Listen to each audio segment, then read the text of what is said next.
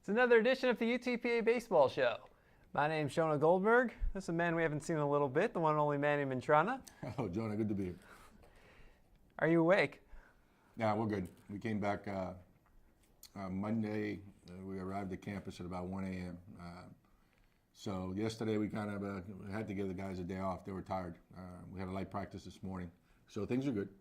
Well, it's good. You know, come back from those West Coast trips. It's funny, I think back to last year, you had such a pleasant travel schedule because you had the extra home series because it's an odd number of series, and you avoided some of those West Coast trips that, you know, as it turns over, next year you got to go do them. So it's certainly been a tougher road, I think, this year in the way the schedule has worked out for you so far. Yeah, it'll be that way. It'll be a year where the schedule favors us like it was last year, and it will be again next year. And then a year where the schedules, because of all the traveling, doesn't favor us. It's tough going to Arizona, and then the next weekend going to California. This is the second time we've been to California. But it's the way that the schedule is laid out. So, you know, it'll be one good year, one rough year, and it'll kind of balance out. Well, the nice thing is now, after playing 3 of 4 WAC series on the road, you come home for the next 2 series in a row. Yeah, we needed that. Our guys are tired. I mean, you know, once you travel to 3 time zones, that's a lot. So you're right. We have a home series this weekend and another home series the following weekend, which we desperately needed to at least rest the guys a little bit and make sure that their classwork that they stay on top of that. What positives did you see during the series at Bakersfield? You know what, this group, even though it might not be the most talented group we've had, as you know, we had to get rid of some guys before the season started due to several instances, but they've got high character. They played hard. They don't give up. They still think we can win, and I think they can still turn it around. But I like this group as people. They give everything they have every game, and you know, as a head coach, that's all you can ask. Is to give your best on that day, and this group definitely does that. Hey, your freshman pitchers pitched well out of the bullpen, and you know you changed up the starting rotation a little bit this weekend. So guys like Ryan Jackson and Justin Quinones, who we'd seen as starters, were relievers, but each of them threw 3 scoreless innings in their outings. You know what? Originally, the plan was to have those 2 guys pitch out of the bullpen. Unfortunately, with some injuries that we've had and some decisions that we've had to make on the team. You know, we'd had to throw them into the fire early. But they did an outstanding job. I mean, we started a freshman Friday night, and Zach Martinez, he threw well. You know, one inning where the defense really didn't help him. He should have left the game 2-1 in the 6th, and then Ryan Jackson came in and, you know, put up 3 scoreless innings. And the same with Quinones. Quinones came in relief and really did a really good job for us. He threw the ball extremely well. So now we get Henson back. We've been bringing him back a little, you know, slowly. We'll get him this weekend. He'll start on Friday. I thought Quinones figured out what he was doing mechanically, why he wasn't being as effective. We'll start him on Saturday, and we'll go with Blake English on Sunday.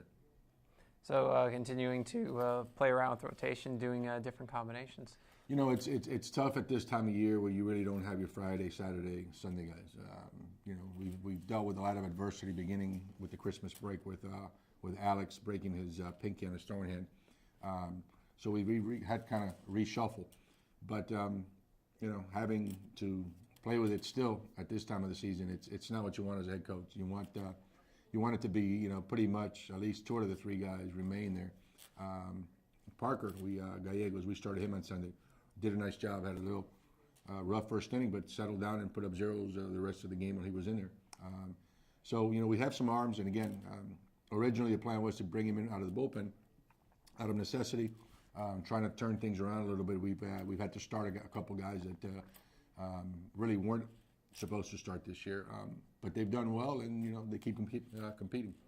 And the nice thing about it is you have so many different guys who you know can start a game, and when that WAC tournament comes around, you may need to play you can play up to, I think, 7 games in a span of like 5 days. So it's nice to know that you won't have to try starting the same guy twice in the same day, as we saw one team do in the tournament last year, or other kind of crazy things where you're just trying to get through it if necessary. That's right.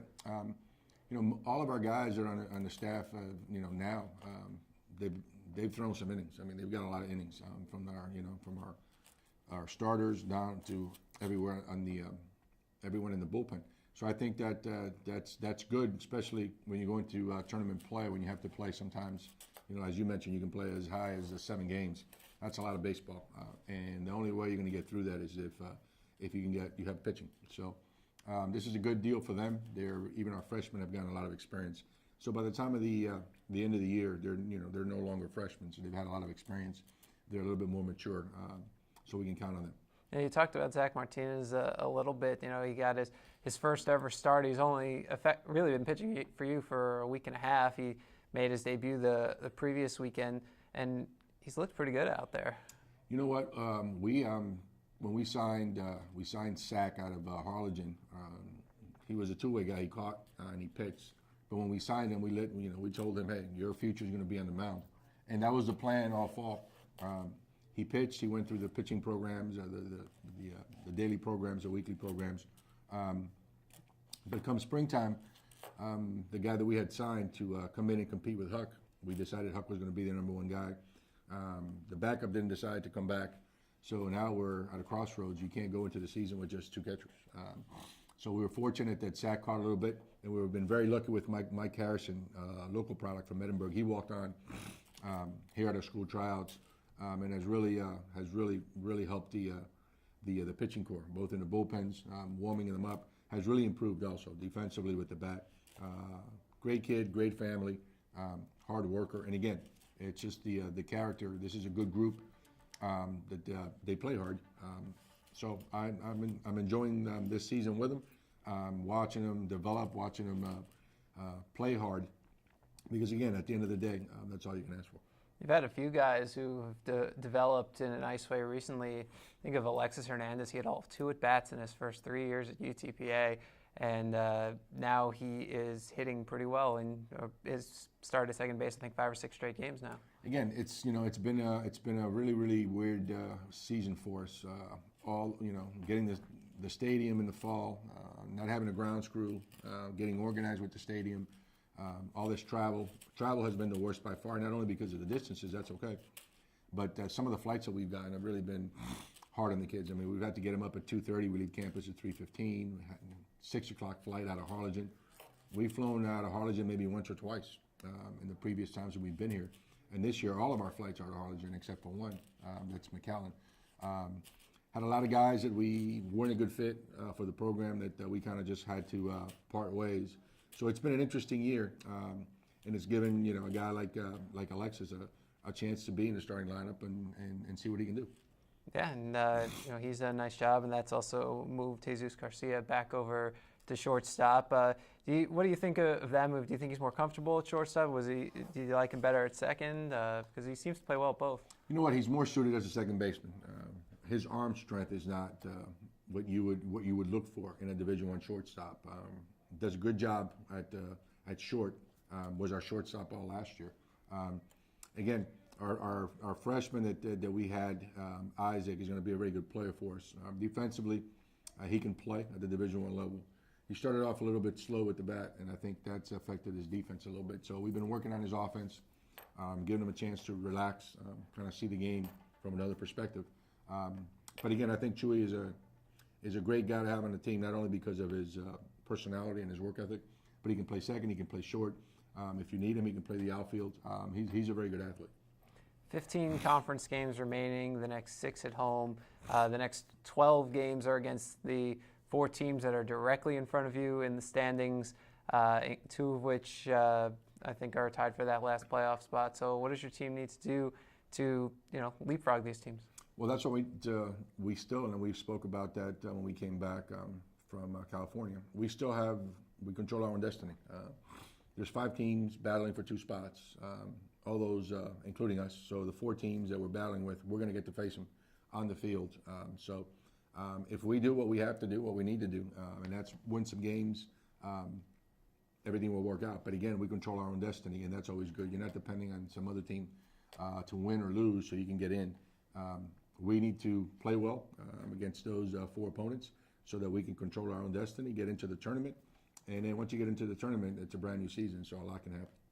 Chicago State, you took 2 out of 3 from them last year. You've had some success against them in your time here. What do you know about them? You know what? They're a lot better. new coaching staff. They just got a brand new turf field last year, which is a good recruiting tool. So they've been able to get in better players. So they're better. We're going to see this weekend. North Dakota the same. We've known each other since we were in the Great West. We're facing them down the road. Northern Colorado also. So again, it's a good opportunity for us to make sure that we do what we need to do in order to get in the conference tournament. If we do what we need to do, we will. And if we don't, like you said, those teams, you got 5 teams battling for 2 spots. If we don't do what we have to do, we're going to be on the outside looking in, and nobody wants that. Well, I was looking at MILB.com today, and I noticed Sam Street is now pitching full season ball. He's been promoted to the West Virginia Power in the South Atlantic League. A-ball, he's already made a pair of appearances. The first appearance gave up a couple of runs, which something was probably a little unfamiliar for him because he had an ERA of under 1 last year while being an all-star at the New York Penn League. But second outing, 3 innings, bunch of strikeouts, back to exactly what it is we expect to see out of a guy like Street. So real happy for him to see him up at the next level. Sam, I think if he stays healthy, Jonah, he's got a good shot to rise up the ranks, and hopefully when they get to the big leagues. Extremely hard worker, high 80s, low 90s fastball, keeps it down, able to move it around the zone. And we really miss him. It's hard to replace a guy like that, a Friday night guy that every Friday you knew you were either going to win or you were going to be in the ballgame.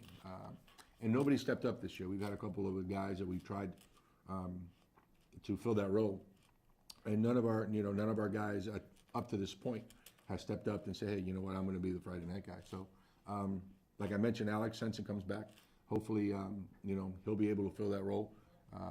And then we'll be able to put some games together and go on a nice win streak. Well, the Bronx will try and start that streak on Friday at 7 p.m. when they play host to Chicago State. Games also scheduled for Saturday at 6, Sunday at noon. If weather decides to play havoc with our schedule, we'll have updates available at UTPAAbronx.com.